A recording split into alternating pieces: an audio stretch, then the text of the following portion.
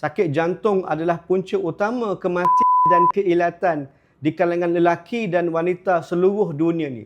Tetapi presentasi, tetapi simptom di kalangan wanita ni jauh lebih rendah, jauh lebih kurang dramatik dia compare dengan orang lelaki. Contohnya, kesakitan dada, keberatan dada kurang di kalangan wanita berbanding dengan kaum lelaki apabila kena serangan jantung. Kaum wanita dia punya simptom dia subtle sikit, susah nak detect. Diorang tak komplain sakit dada nangis-nangis macam korang lelaki. Diorang datang mungkin dikomplain semput nafas, sikit berat dada, letih, berpeluh-peluh dan mudah penat. Itu adalah simptom yang kerap berlaku kepada kaum wanita apabila kena serangan jantung. Lelaki pula yang jantan ni pula kalau sakit sikit terus nangis-nangis.